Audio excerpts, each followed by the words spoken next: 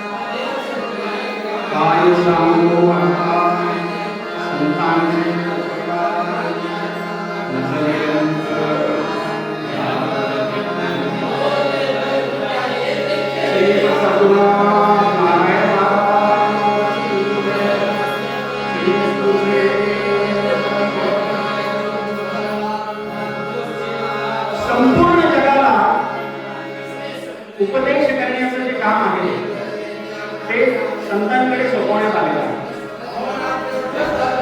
आता जग म्हणजे काय माहिती का? ज म्हणजे जन्माला येणे आणि ग म्हणजे गमन करणे. तर जन्माला आल्यापासून तर गमन करेपर्यंत म्हणजे परत जाईपर्यंत हा मधला जो काळ आहे याला आपण आपलं जग म्हणतो. कारण असं आहे की या पृथ्वी तलावर आपल्या मालकीचं काहीच नाही. आपण म्हणतो ही जमीन माझी, तो फ्लॅट माझा आहे, हे सगळं माझं आहे, हे माझे नातेवाईक आहे, हा देह माझा आहे. पण हा देह सुद्धा तुमचा नाही. जन्माला आल्यानंतर तुम्ही तर गेले की तो देह पण मातीमध्ये मिसळतो. तर जग याला म्हणायचं. जसं आपण टॉक टाइम घेतो ना मोबाईलमध्ये, तो संपला तुमचा विचार संपायचा. असं आपल्याला दिलेलं आहे फक्त काहीतरी कालावधी आहे. कालावधी म्हणजे आमचं जग आहे. तर ह्या जगामध्ये जन्माला येण्याचं जे आहे याची जी जयंती आहे ती देवांची जयंती साजरी केली. राम जन्म, कृष्ण जन्म, हनुमान जन्म, आपण सगळे देवांची जयंती साजरी केली. आणि पुण्यतिथी जी आहे ती संतांची साजरी केली. संतांची जयंती साजरी केली जात नाही. संतांची फक्त पुण्यतिथी साजरी केली. आज महाराजांची पुण्यतिथी आहे. महाराजांचं आडनाव संती. त्यामुळे आता जो आपण अभंग घेतला ना, या अभंगातला प्रत्येक शब्द न शब्द विचार करून बघा की त्यांना वाचून होतोय की नाही. आता महाराजांचं आडनाव संती तर या काळामध्ये अनेक कालावधीमध्ये अनेक संत जन्माला आले म्हणून त्यांचं आडनाव संती होतं. तर असं या संती आडनाव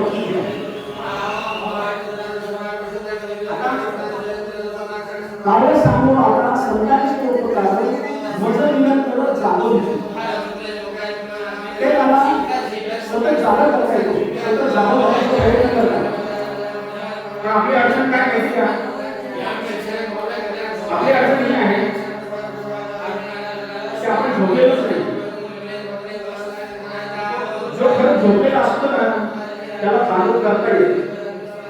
पण त्यांनी झोपेचं सोंग घेतलेलं असतं ना त्याला तुम्ही किती उठवलं तरी तो जागा या ते आपल्याला जागा करण्याचा प्रयत्न करत आहे. परंतु आपण झोपेचं सोंग घेऊन बसलेलो त्याच्यामुळे. कारण असं आहे की महाराजांनी काय केलं तर महाराजांनी त्यांच्या कृतीतून आपल्याला जागा करण्याचा प्रयत्न केला. आपण काय केलं माहिती का? महाराजांना फक्त देवत्व नाही, महाराज म्हणजे दत्त महाराजांच्या त्याच्यामुळे त्यांनी जे काय केलं ते सगळं खूप सोपं होतं. असा झाला. अरे पण तुम्हाला एक गोष्ट माहिती आहे का की ज्यावेळेला देवा सुद्धा मनुष्य जन्म धारण करावा त्यावेळेला हे देण्याचे सगळे जे भोग आहे ते त्यांना पण भोगावं, त्यांना पण सुखत नाही. शरीर धर्म त्यांना पण लागतो त्यावेळेस ते माणसाच्या जन्माचे असतात. मनुष्य जन्म धारण केल्यानंतर त्यांना कुठेही हे नाही. मग आपण महाराजांचं चरित्र वर्षानुवर्ष ऐकतो. मला तर वाटतं बहुतेक तिथे बरेचसे लोक येतात आणि सगळ्यांनी वर्षानुवर्ष महाराजांचं चरित्र ऐकलेलं आहे किंवा आपण वाचलेलं पण असतं. पण आपण ह्या चरित्राचं कधी चिंतन, मनन, आचरण केलं आहे याचा आपण विचार करावा. महाराजांचं संपूर्ण आयुष्य होतं हे शिस्तबद्ध आयुष्य होतं. सकाळची भक्तीची वेळ ठरली, स्नानाची वेळ ठरली, संध्या नित्य कर्म त्यांची होते. त्याच्यातली आपण एक तरी गोष्ट आचरणात आणतो. आपण ह्या गोष्टीचा विचार करावा आणि त्यांनी जे शिकवलंय ना त्यांचं चरित्र आपण कसं थोडंसं मनन चिंतन केल्यानंतर आपण त्यातलं काय आचरणात आणू शकतो याच्यासाठी आपण विचार केला असतो. आपण बघितलेलं आहे की महाराज अनेक मोठे मोठे यज्ञ समारंभ साजरे केले, अतिरुद्र सोहारा केले, 1108 सत्यनारायण केले. दर तासाला 108 सत्यनारायण याप्रमाणे 7 दिवस रात्र 24 तास हे सत्यनारायण सुरू होते. ही सगळी मॅनेजमेंट एवढी सोपी गोष्ट होती का? आता तरी सगळ्या सुविधा उपलब्ध आहे त्यावेळेला काय होतं अशा याच्यामध्ये त्यांनी ज्यावेळेला जे संपूर्ण विषय संपूर्ण त्यावेळेला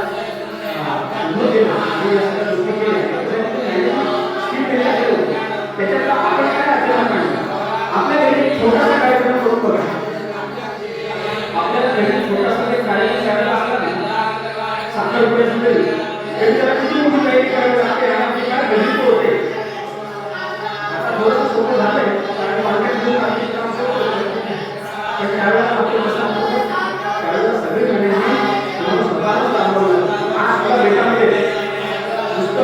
मेंटेन करायचं तरी सुद्धा कोणाला काय त्रास होतो सगळं व्यवस्थांना हे सगळं जरा जाणून तर महाराजांच्या आचरणात आपण ह्या गोष्टी कुठेतरी थोड्याफार शिकल्या पाहिजे असं मला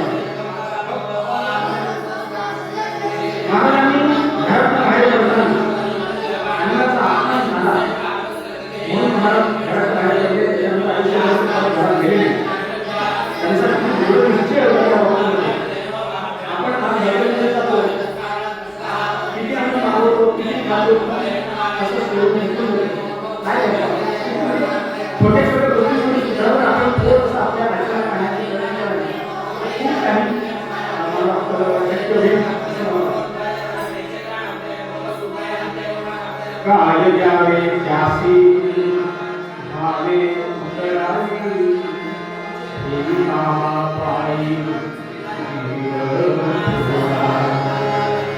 काय त्यांनी आमच्यावर एक आनंद उपकार करून ठेवले महाराजांनी आपण बरोबर भाग्यवान आहोत की आपले वडील म्हणा आजोबा म्हणा महाराजांचे शिष्य होते आणि त्याच्यामुळे आपण महाराजांशी जोडले गेले आहोत तर त्यांचे आपल्या सगळ्यांना आनंद उपकार आहे की आपण हा जीव जरी त्यांच्या पायाशी ठेवला तरी सुद्धा कमीच आहे तरी सुद्धा कमीच आहे पण लोक काय माहिती का ह्या सगळ्या गोष्टी त्यांच्या कृपेशिवाय शक्य नाही महाराजांची कृपा असली कृपादान के संती कल्पांती सरेना महाराजांचा आडवय संस्थे होता त्यांनी एकदा आपल्याला कृपा केली ना तर कल्पाचा अंत झाला तरी ती कृपा सरणार नाही तो त्याच्यासाठी तुमचा विश्वास असला आता विश्वास ही गोष्ट अशी गमतीदार आहे की आपण म्हणतो आमचा विश्वास आहे पण इंग्रजीमध्ये विश्वास या शब्दासाठी दोन शब्द आहेत एक आहे बिलीफ आणि एक आहे ट्रस्ट आता बिलीफ आणि ट्रस्ट याच्यामध्ये काय फरक आहे तुम्ही तुम्हाला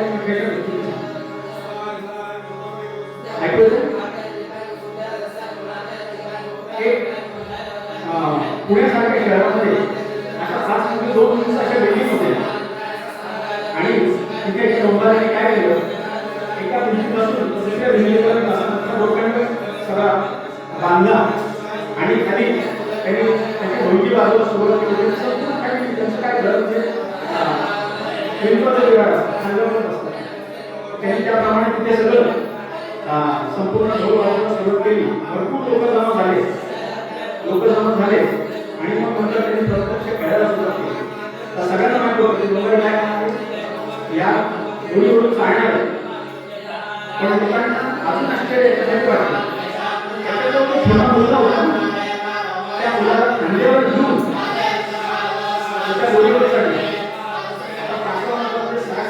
उंचीवरती तो लोखंड बांधलेला आणि हा सगळा जनसमुदाय सगळा उभा राहिला आणि सगळे लोक बघतायत काय चाललंय आणि त्यांनी एका बाजूने जोरावरून चालायला सुरुवात केली तो दोर हलतो आहे वारा सुटलेला आहे लोकांचे खालीवर सगळे लोक अशी धरून सगळे लोक गाडी करून उभारली मुलं खालीवर घेऊन आणि हातामध्ये टाकी घेऊन असा चालत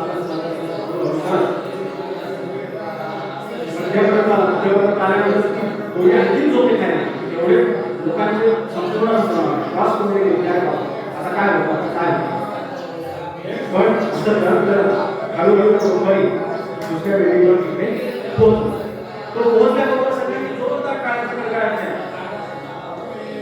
तो रोबरी खाली आला आणि सगळ्यांनी कौतुक वाटलं एवढ्या उंचावरती एवढा सगळा खेळ आता सर्कसिक खेळ असतो पण सर्कसिक काय असतं माहिती का खाली ती जाळी वगैरे लागली असते त्याच्यानंतर चुकून पडला की गेला कमीत कमी त्या जाळीवरतीच पडतो आणि माणसाचा प्राण देतो पण त्या डोंगरी स्वतः आणि त्याच्या मुलाला काय देऊन हा सगळा चाललेला हे पाहिल्यानंतर लोकांना खूप आश्चर्य लोकांनी त्याला भरपूर मदतही केली मग त्यांनी जमलेल्या सगळ्या लोकांना विचारलं लोक आवडले का सगळ्यांना काय आवडले का बरं आता तुमच्यापैकी कोणाला असं वाटतं की मी दुसऱ्यांदा करू शकेल का वाटतं का तुम्हाला दुसऱ्यांदा मी हे करू शकेल हो करू शकेल सगळे लोक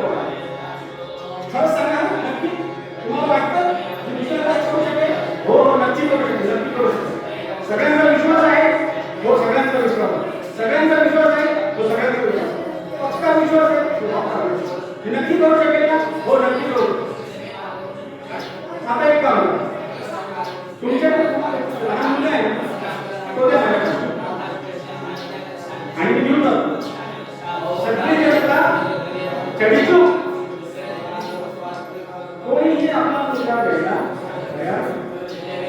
आपला विश्वास आहे ना, हा असा विश्वास बिलीफ आहे तो शकतो की माझ्यावर आला की नको. शिवाजी महाराज दुसऱ्यांच्या घरात जन्माला गेला, माझ्याकडे नको, माझ्या घरात आला तर माझ्याच डोक्यावर. हा आपला विश्वास. तर आपला हा विश्वास कमी होतो ज्यावेळेला तुम्ही सद्गुरूंवरती 100% विश्वास ठेवता, त्यावेळेला त्यांची कृपा झाल्यानंतर, त्यांची कृपा नक्की होते, त्यांची कृपा झाल्यानंतर त्याचं जे आहे ते शेवटपर्यंत आपण आपला जीव जरी दिला तरी कमी पडेल, एवढी त्यांची फार मोठी कृपा असते. सहज बोलणे हाची उपदेश, सहज बोलणे हाची उपदेश, करुणी सायास शिकविती, करुणी सायास शिकविती. महाराजांच्या वक्तव्य हे सुद्धा लागू पडतं. सहज बोलणे माझ्या माहितीत नाही की नारायण महाराज प्रवचनाला बसले, कीर्तनाला उभे राहिले, व्याख्यान दिले, माझ्या माहितीत महाराजांनी कधीही कीर्तन केलं नाही, कधीही प्रवचन केलं नाही, कधीही व्याख्यान केलं नाही. सहज बोलता बोलता त्यांच्याकडनं उपदेश केला जातो. सहज बोलतो. महाराजांचं मुख्य काय असतं माहिती का, की कृतीवर बोलतो. धर्मरक्षणा बेटी पास श्री नारायण सद्गुरुना. महाराजांनी कृतीवर केला माहिती का, त्यांना कळत होतं की हिंदू धर्माचं रक्षण व्हावं. 11 किलोमीटरवरती ख्रिश्चन मिशनरी पंडितारावांनी सुरू केलेली होती. सगळे लोक जे होते त्यांना औषधोपचार मिळत होते, खायला प्यायला मिळत होते, म्हणून सगळे जण तिकडे नाईलाजाने गरिबीकडे धर्मांतराचं ते धर्मांतरण रोखण्यासाठी म्हणून महाराजांनी इथे पहिल्यांदा अन्नदान सुरू केलं. तिथे बेटाची निर्मिती केली, दत्त महाराजांचं मंदिर बांधलं आणि लोकांना सहज सोपा म्हणून सत्यनारायणाचा मार्ग लागला. तुमच्या कुठली करायची सत्यनारायण एकदम सोपी. आठवड्यामध्ये दक्षिणातील ब्राह्मणांना खूप झालं सत्यनारायण उभं. तर महाराजांनी या ठिकाणी आणि आपलं जे केळगाव बेट आहे ना, ते उपासना केंद्र आहे. हिला तपोभूमी म्हटलं जातं. उपासनेला दुरसाल वावे, भूदेव संतासी सदा नमावे, सत्यमयोगे यथान भावे, सर्वांची मंगल होत राहावे. जय जय रघुवीर समर्थ. महाराजांनी काय केलं तर बेटाची निर्मिती एवढ्यासाठी केलेली आहे की बेट हे उपासना केंद्र आहे. इथे येऊन तुम्ही मजा मस्ती करायला यायचं नाहीये. इथे कशासाठी यायचं आहे, तर उपासना करण्यासाठी यायचं आहे. आणि महाराजांनी पासून केले उपासनेला दृढ चालवावे. दृढ हा शब्द महत्वाचा आहे. आपल्याला जमेल तसं नाही. तुम्ही इथे आल्यानंतर, बेटामध्ये आल्यानंतर कमीत कमी 15 मिनिटं तरी महाराजांच्या समोर बसून नामस्मरण करणं अतिशय गरजेचं आहे. कमीत कमी 15 मिनिट. आणि तुम्ही जर ते करू शकत नसाल ना, तर मग वेगळ्या देहाला पण अर्थ नाही. म्हणून हे उपासना केंद्र आहे. या ठिकाणी उपासना झालीच पाहिजे. आणि पुढे काय म्हटलं, भूदेव संतास सदा नमावे. संतांना काय म्हटले, भूदेव म्हटलेलं आहे. भूदेव, भूदेव म्हणजे संत हेच या भूलोकीचे देव आहे. त्यामुळे कोणीही अशी मनामध्ये शंका ठेवू नका. महाराज संत होते का देव होते, कोण होते, ही मनामध्ये शंका ठेवण्याची गरज नाही. कारण संतांची सगळी लक्षणं त्यांच्याकडे होती. कशी होती ते पुढे सांगतोच तुम्हाला. पण भूदेव संतांशी सदा नमावे. त्यांनी इथे येणाऱ्या प्रत्येक संतांचा सन्मानच केला. इथे महाराजांनी सगळे मोठे मोठे कलाकार, संत, महंत म्हणजे अगदी यांच्यापासून सगळ्या शंकराचार्य इथे आलेले आहेत, कवीश्वर महाराज आलेले आहेत, सगळ्या प्रकारचे लोक इथे आले आणि महाराजांनी सगळ्यांचा सन्मान केला. भूदेव संतांशी सदा नमावे, सत्कर्म योग्य वय घालवावे. महाराजांनी संपूर्ण त्याचं जे घालवली आणि सदामुखी मंगल बोलवा, सगळ्यांच्या बरोबर नेहमी मंगल बोलवलेला हे तर आपल्याला माहिती. तर हे उपासना केंद्र आहे जे महत्त्वाचे.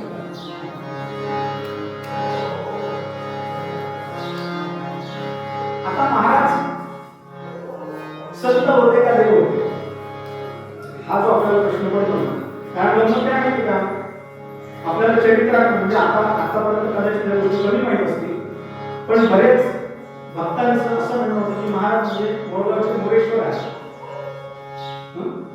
मोरगावचा मयुरेश्वराचा अवतार आहे असं समजत. विद्यानंद स्वामींचे जे भक्त आहेत ते म्हणतात की महाराज म्हणजे विद्यानंद स्वामींचा अवतार आहे. आपण सगळेजण म्हणतो की महाराज दत्त महाराजांचा अवतार आहे. आता आमच्या वडिलांना म्हणजे रघुनाथ बुवा कळवणकरांना महाराजांनी पांडुरंगाच्या रूपात दर्शन दिलं, त्यामुळे त्यांना वाटतं की महाराज म्हणजे पांडुरंग आहे. धारवाडचे जे शास्त्री आहेत त्यांना त्यावेळेला त्यांनी गुहेमध्ये ज्यावेळेला भागवत कथा सांगितलं त्यावेळी महाराजांनी त्यांना श्रीकृष्णाच्या रूपात दर्शन दिलं. त्यामुळे त्यांच्या दृष्टीने महाराज कृष्णाचा अवतार आहे. आणि त्याच्यासोबत त्यांनी जे आहे श्रीकृष्ण शास्त्री नारायण जे रचलेले आहे त्याच्यामुळेच रचलेले. तर प्रत्येक जण जो आहे ना, प्रत्येकाने त्याच्या त्याच्या श्रद्धेप्रमाणे महाराजांकडे पाहिजे आणि ज्याची जशी श्रद्धा असेल तसं महाराजांनी त्यांना त्याच्यावर कृपा केलेली आहे. अशा प्रकारचं त्यांना हे दिलेलं आहे, त्याच्यावर कृपा केलेली आहे. पण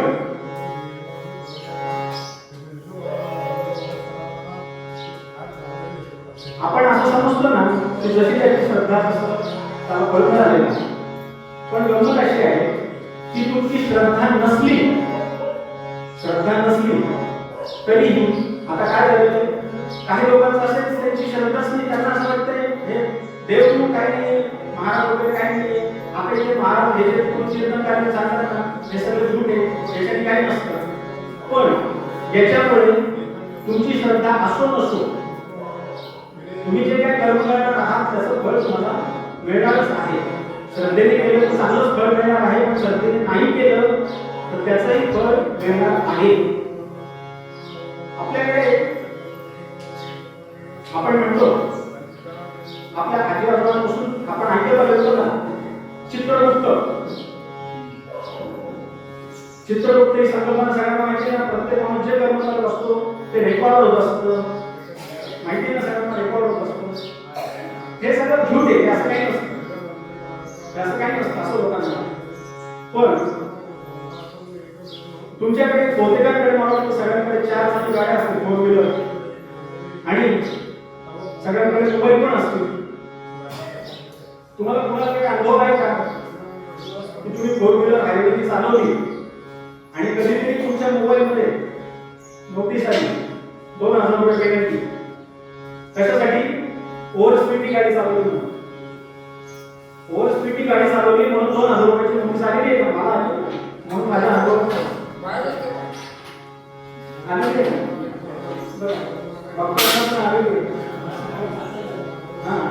तर ते आता आपण बरोबर बघतोय माझी समुद्र जबाबदारी काय फरक पडतो.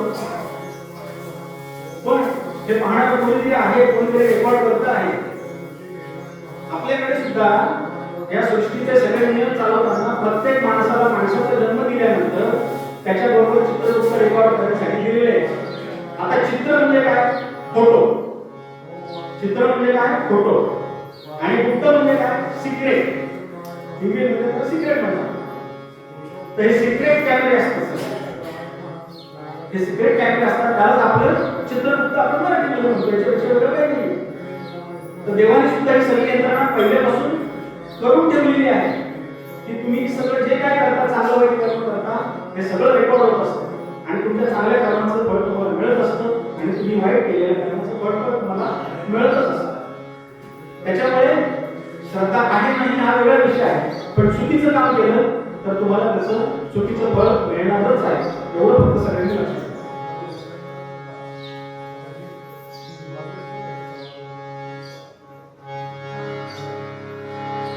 इंग्रजीमध्ये एक म्हण आहे, you can deceive some people for some time but you cannot deceive all people all the time.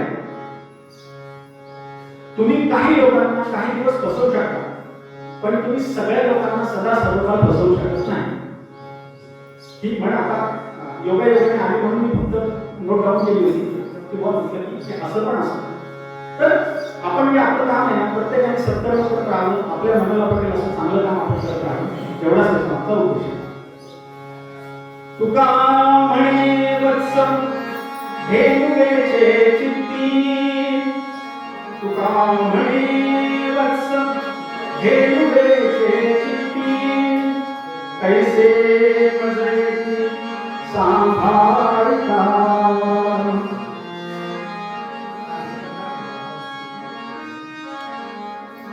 माऊली जे आहेत ना, ते आईसारखं काम करतात. त्यांना आपण आता संत का म्हणायचं माहिती का? आता बघा, तुम्हाला माहिती असेल की यावर्षी ज्ञानेश्वर माऊलींची 750वी जयंती आहे. त्यानिमित्ताने सरकारने सगळ्या शाळांमध्ये रोज पसायदान म्हणायला सांगितलं. वर्षभर पसायदानाचा कार्यक्रम सगळ्या शाळांमध्ये सांगितला. त्या पसायदानामध्ये एक ओळ आहे, जे कांची कंकटी सांडो तया सत्कर्मी रती वाढो, भूता परस्परे जडो मैत्र जीवांचे. आता आपल्याला मनामध्ये एक शंका येत असेल ना की का लोक चुकीचं काम करतात, तर त्यांना हे संत महाराज शिक्षा का नाही देत? तर पहिली गोष्ट, संतांनी नेहमी काय सांगितलं आहे की देवाकडे मागणं काय मागितलंय? जे खळांची व्यंकटी सांडो, म्हणजे दुष्टांमधली दुष्ट प्रवृत्ती नष्ट होते. दुष्टांचा नाश करायचं काम संतांनी कधीही केलं नाही, ते काम देवाने केलं. त्याचे 100 बाबू घडल्यानंतर त्याला कसं बघायचं काम देवाने केलं. संतांनी फक्त काय सांगितलं देवाकडे, प्रार्थना काय केली?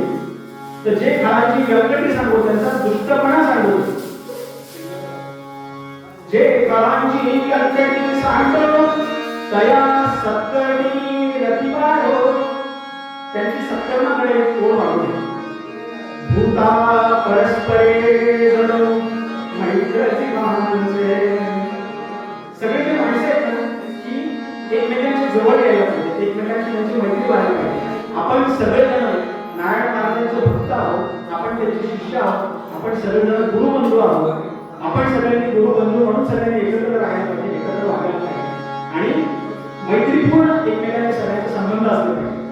हे ज्ञानेश्वर माऊलींनी पण सांगितलं आणि महाराष्ट्राला माऊली म्हणते सुद्धा तेच सांगतात. आता महाराजांचे माऊली म्हणून जे काय अनुभव आहेत, आईसारखं कसं सांभाळतात, हे मला वाटतं आपल्या प्रत्येकाच्याच घरामध्ये, आपल्या वडिलांना म्हणा, आपल्या आजोबांना म्हणा, प्रत्येकाला अनुभव आहे. आता फक्त प्रश्न थोडासा श्रद्धेचा, विश्वासाचा येतो. आता महाराज आहेत तुम्ही, इथे पण प्रश्न येतो. महाराजांचं चरित्र जर कोणाला असलं असेल तर त्याच्यात सुद्धा कधीतरी कोणतरी शंका येतो. आता तुम्हाला कालची गंमत सांगतो. आपल्या चरित्रामध्ये एक गोष्ट लिहिलेली आहे की नारायण महाराजांनी जुन्या बेटातून इथे फिरत फिरत आले आणि या ठिकाणी दत्त महाराजांचं आता मंदिर जिथे आहे तिथे पिंगळ नावाचे 2 पक्षी बसलेले होते आणि त्यांची आपापसात चर्चा चाललेली होती की प्रभू रामचंद्र वनवासात असताना इथे विश्रांतीसाठी थांबले होते. हे महाराजांनी त्यांचं बोलणं ऐकलं आणि त्याच्यानंतर त्यांनी तिथे दत्त मंदिर बांधण्याचा निर्णय घेतला. नाही तर ती निवडणुकाचं बघत होतं. तर हे पिंगळ पक्षी त्यावेळेला होते का हे आपल्याला माहित नाही, पण कालच आमच्या सुनबाई आणि आमची पुतणी ना त्यांनी बेटामध्ये इथे पिंगळा पक्षी बघितला होता. त्याचा फोटो सुद्धा काढून ठेवला. म्हणजे पिंगळा पक्षी आहे, पण आम्ही परत हाच पिंगळा पक्षी काय काय पाहण्यासाठी इंटरनेटवर जाऊन पिंगळा पक्षाचा फोटो पाहिला, त्याच्यावर बरोबर मॅच करून पाहिले. हो, हा पिंगळा पक्षीच आहे. म्हणजे बेटामध्ये पिंगळा पक्षी आहे हे आपल्याला आजही माहित आहे. म्हणजे महाराजांनी त्यावेळेला ज्या गोष्टी सांगितल्या ना, आता आपल्याला ती भाषा कळत नाही म्हणून ती भाषा नाही असं नाही म्हणू शकत. की प्रत्येकाचे जे संकेत असतात, तुम्ही ज्यावेळेला तुमची तपश्चर्या वाढते ना त्यावेळेला तुम्हाला प्राण्यांचे पण संकेत कळायला लागतात. प्राण्यांना आपल्यापेक्षा खूप जास्त कळतं. हत्तीला म्हणतात हजारो महिन्यावरचं ऐकू येईल. काही अपशब्द करायचं असलं की कुत्र्यांना आपल्या आधी कळतं, टिटवीला आपल्या आधी कळतं. आपण म्हणतो या सगळ्या गोष्टी असतात. तर हे त्यांचं जे बोलणं हे महाराजांची तेवढी तपश्चर्या एवढी झालेली होती, साधना एवढी झालेली होती, ते त्याच्यामुळे त्यांना या गोष्टी कळत होत्या. त्यामुळे तुम्ही अशी मनामध्ये कुठली शंका घेऊ नका आणि लक्षात ठेवा की जे आहे हे असंच आहे, त्याच्यामध्ये चुकीचं खोटं काहीही लिहिलं गेलं नाही. आणि आपली जर श्रद्धा नसेल ना तर मग मी म्हणतो की तुम्ही वडिलांनी काय सांगितलं, तुमच्या आजोबांनी काय सांगितलं, तर तुमच्या आजोबांवर पण श्रद्धा नाही, ते पण खोटं बोलत होते का? विचार करा ना तुम्ही.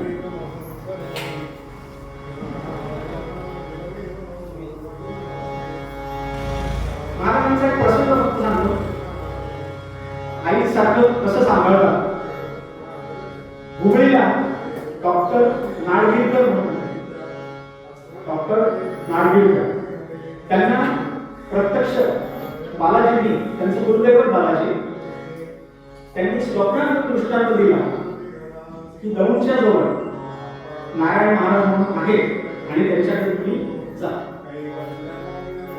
आता स्वप्नात दृष्टांत झाल्यानंतर ते स्वप्नाप्रमाणे दौंडला शोधत आले. त्याच्यानंतर त्यांना कळले की ते नारायण महाराज आहेत आणि तिथे आल्यानंतर नारायण महाराजांचं त्यांनी शिष्यत्व केलं.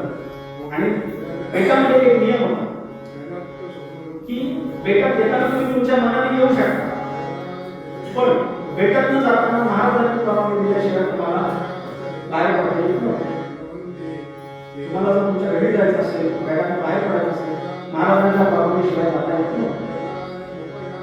तर त्यावेळेला दुसरं महायुद्ध सुरू झालं आणि डॉक्टर नागेकरांची मुंबईला ड्युटी लागली होती आणि त्यांना तिथे जे सैनिक जखमी वगैरे होतात त्यांना तिथे आणून त्याच्यामध्ये औषधोपचार अशा प्रकारचे सगळं काम त्यांच्याकडे होतं. त्यांनी महाराजांना परवानगी मागितली, महाराज मला तर वेळ लागेल, युद्ध सुरू आहे, मला जावं लागेल. रोज सकाळी उठायचं, महाराजांकडे जायचं, महाराजांना प्रार्थना करायची, निघू काच निघू काच नाही. असे जवळपास 12 दिवस निघून गेले आणि 12 दिवसानंतर मग महाराजांनी त्यांना परवानगी दिली, ठीक आहे जा.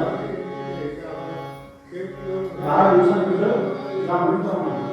आता यांना प्रश्न पडला की आता मी तिथे गेल्यानंतर खरंच काय होणार आहे, मला उपयोग ठेवतील की नाही, तुम्ही त्याला प्रश्न होता. कारण न सांगता एवढ्या दिवस थांबायचं म्हणजे हे सोपं नव्हतं.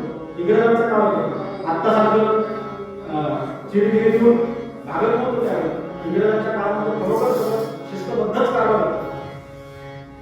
आपण इंग्रजांना अशा बाकी किती शिवाय देऊ शकतो, त्यांनी आपलं राज्य केलं म्हणून, पण त्यांनी जे काय राज्य सांभाळलं होतं ना, तर आणि जी शिस्त होती त्यांच्या काळात बरोबर वागण्याजोगी होती, त्याच्यामध्ये काही शंका नाही. मी पाहिलं की कुठेतरी आमच्या वडिलांनी सांगितलं म्हणून सांगतो तुम्हाला. तर त्याप्रमाणे 12 दिवसानंतर ते मुंबईला निघून गेले. गेले आपल्याला प्रश्न होता किंवा कोण बॉस असतील त्यांचे, ते आता काय म्हणतात, काय म्हणतात, काय त्यांनी तिथे मस्टरवर सही करायला गेले. पाहिलं तर मस्टरवर सगळ्या सह्या झालेल्या. मग डॉक्टरांनी त्यांच्या एका मित्रांनी विचारलं, का म्हणजे काल बाबा काही अडचण आली का म्हणून नाही कसली, ते म्हणजे मी नव्हतो म्हणे नव्हते. तुम्ही तर रोजच आहात म्हणे, तुम्ही ते रोजच आहात, तुम्ही नव्हते असं कसं काय म्हणा. त्यावेळेस त्यांना कळलं आणि त्यांना बरोबर धरून आलं म्हणजे महाराजांनी जे माझ्या इथे ड्युटी केली आणि ते जे काही सैनिक होते त्यांना जे काय होते विचार करायचं महाराजांनी सुद्धा त्यांच्या वतीने आणले. तर असे अनंत अनुभव आहेत, पण आपण एक अनुभव आपण एक अनुभव घेतले. आता महाराजांनी आपल्याला काय सांगितलं, नामस्मरण करून आनंदात असा. आता म्हणाले खूप सोपं वाक्य आहे, स्लोगन म्हणतो आपण त्याला, नामस्मरण करून आनंदात असा. पण नामस्मरणाची सवय लावायची कशी, हा सगळ्यात मोठा प्रश्न. नामस्मरणाची सवय लावण्यासाठी महाराजांकडे युक्त्या सापडल्या आहेत, त्या मी फक्त तुम्हाला सांगतो आणि आपला आपण पूर्ण होतो. सोपं काम करायचं. रात्री झोपायला गेलं ना की श्रीनारायण श्रीनारायण श्रीनारायण असं म्हणून झोपायचं. आणि दिवसभरात महाराज मी दिवसभरात जे काही चांगलं वगैरे जे काही कर्म केलं असेल ते सगळं तुम्हाला अर्पण करतोय म्हणून सांगायचं.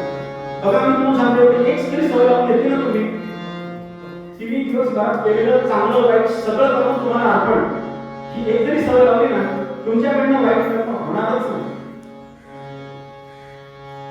तुम्हाला आपोआप कुठेतरी मनामध्ये त्या गोष्टीची जाणीव ते होणारच नाही.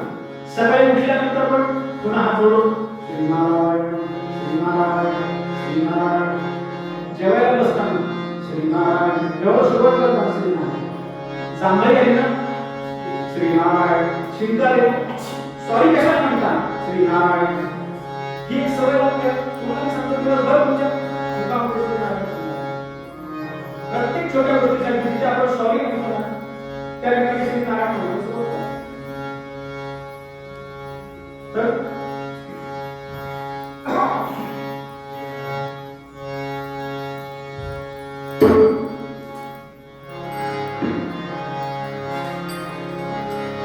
सद्गुरु सिखावे आवे भजावे समावे. सद्गुरु सिखावे आवे भजावे समावे. नमस्कार करूनी आनंद सारे. नमस्कार करूनी आनंद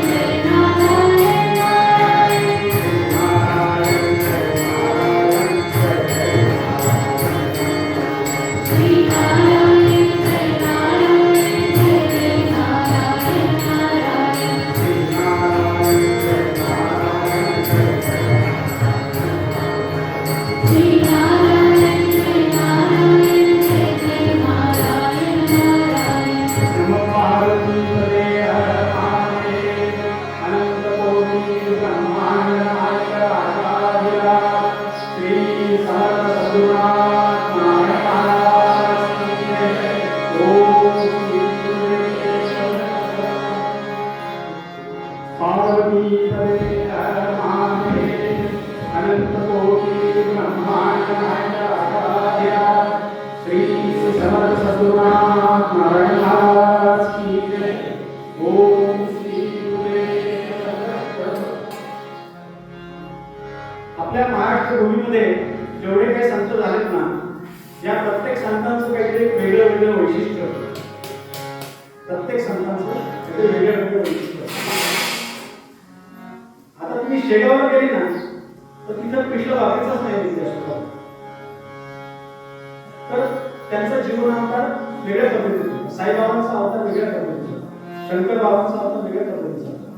नारायण महाराज जे होते हे राजयोगी होते. तर म्हणजे त्यांचा अवतारच मुळे राजाश्वर्यातच संपूर्ण पुढचं आयुष्य जावं अशा पद्धतीने त्यांचा अवतार. आणि त्यांचं राजाश्वर्य आपल्या इथे प्रत्यक्ष दिसतं सुद्धा. तुम्ही सांगा कोणाच्या नशिबामध्ये एवढं मोठं चांदीचं सिंहासन असतं? मला तर असं वाटतं की आपण जर गिनीज बुक मध्ये वगैरे जर नोंद करायची ठरवली ना, तर बरोबर एवढं मोठं चांदीचं सिंहासन जगात कुठे नसेल असं मला तरी वाटतं. तर हे महाराजांचं राजेश्वर्य होतं. तर आज महाराजांची पुण्यतिथी आहे. तर महाराजांचा पुण्यतिथीचा जो सोहळा आहे त्याचा आपण उत्तरामध्ये थोडक्यात आढावा घेणार. श्रीमान योगी धीमान योगी श्रीमान योगी धीमान योगी असाराम योगी आम्ही पाहिला. असाराम योगी आम्ही पाहिला. आम्ही पाहिला.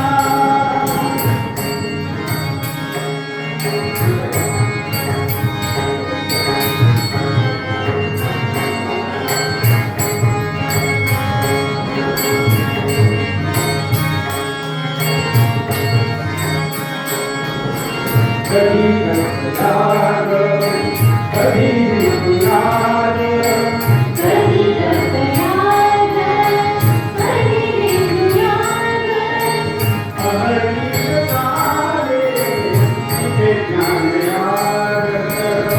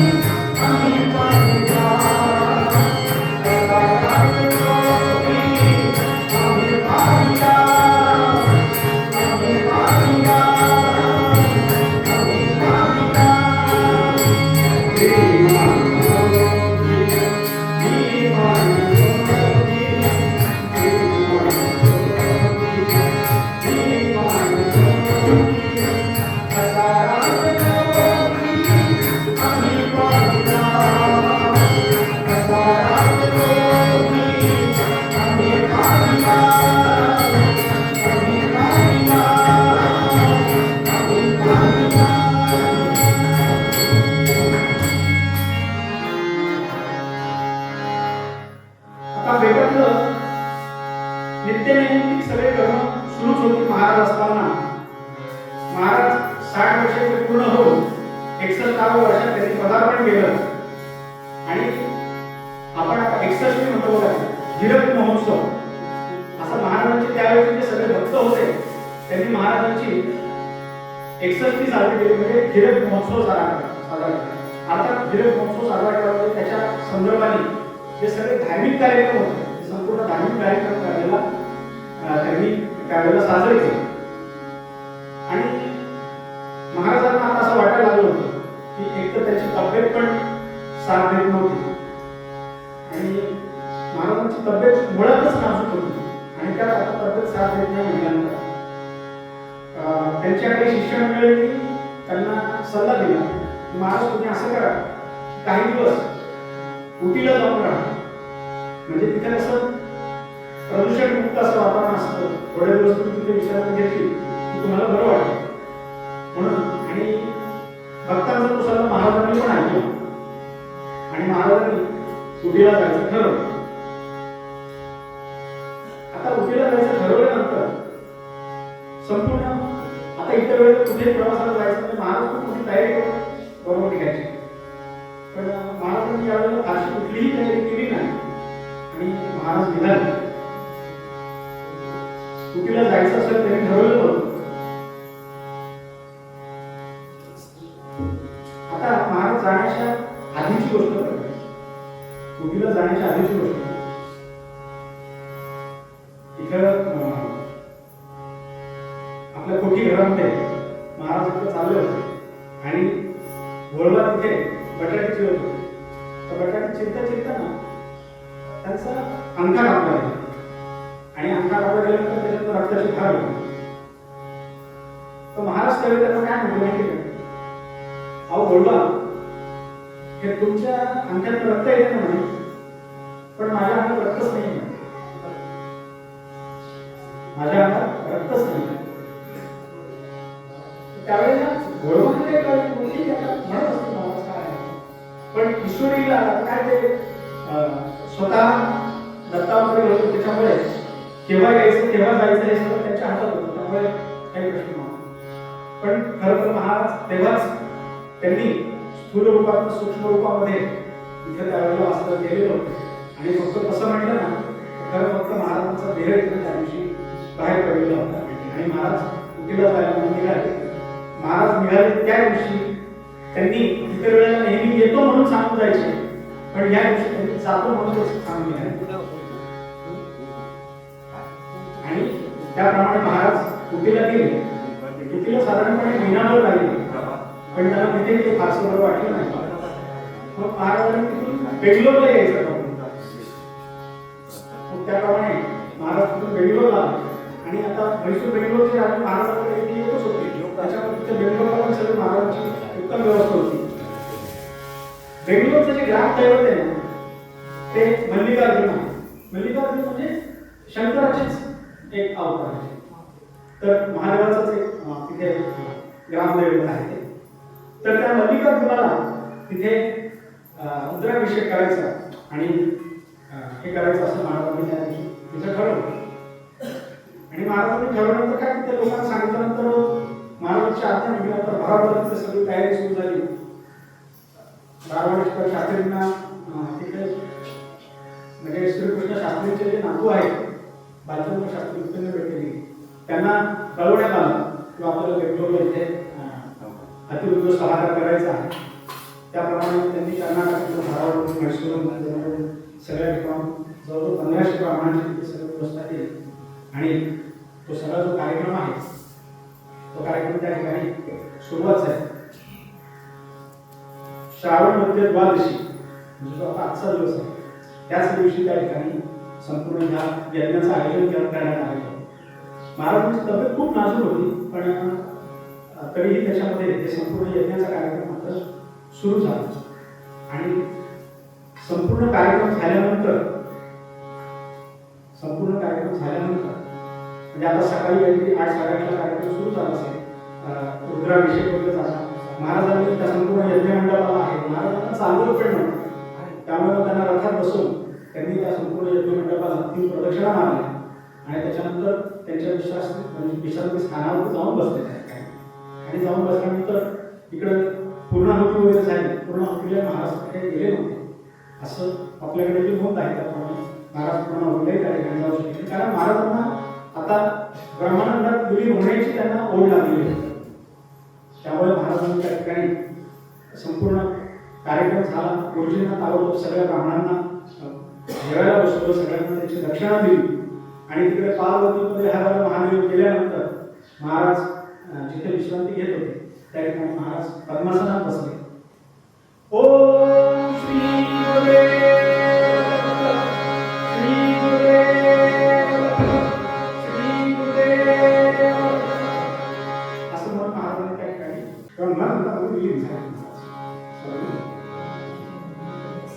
खरं तर महाराजांना आवड झालेली होती ब्रह्मानंद विलीन होण्याची. त्याच्याप्रमाणे ते ब्रह्मानंद विलीन झाले आणि त्याच्यानंतर मग तिथे जे म्हैसूरचे राजा आहेत त्यांना कळलं की बाबा इथे आता महाराजांचं सगळं निर्माण झालेलं आहे, म्हणून त्याप्रमाणे त्यांनी तिथे जवळच एक तलाव आहे, त्या तलावाच्या तिथे 2 एकर महाराजांना तिथे जागा दिली आणि त्या जागेमध्ये त्या ठिकाणी महाराजांचं संपूर्ण अग्निसंस्कार जे आहेत ते करायचे ठरले. आणि मग हे आता संध्याकाळी 5 वाजेची गोष्ट होती श्रावण दिवशी. तर दुसऱ्या दिवशी सकाळी 10 वाजताची मिरवणूक निघाली महाराजांची. म्हणजे त्या काळामध्ये एक महिलापेक्षा मोठी राख अशी संपूर्ण महाराजांच्या संपूर्ण त्या सोहळ्यासाठी ते हजर होते. आणि इथून मग ते त्या ठिकाणी महाराजांना नेण्यात आलं आणि तिथे संपूर्ण महाराजांचा अग्निसंस्कार करण्यात आला. आणि ज्या ठिकाणी अग्निसंस्कार करण्यात आला त्याच ठिकाणी आता तिथे महाराजांची समाधी बांधण्यात आलेली आहे. आणि त्याच्यानंतर मग महाराजांचा अस्थिकलश जो आहे तो इथे बेटामध्ये आणून आपण इथे बेटामध्ये जी आता समाधी बघतोय ही समाधी त्यांची त्या ठिकाणी बांधण्यात आलेली आहे. तर असा हा थोडक्यात महाराजांचा समाधी सोहळ्याचा हा प्रसंग. आता याच्यानंतर आपल्याला आरतीची तयारी करायची आहे. वेळ आहे.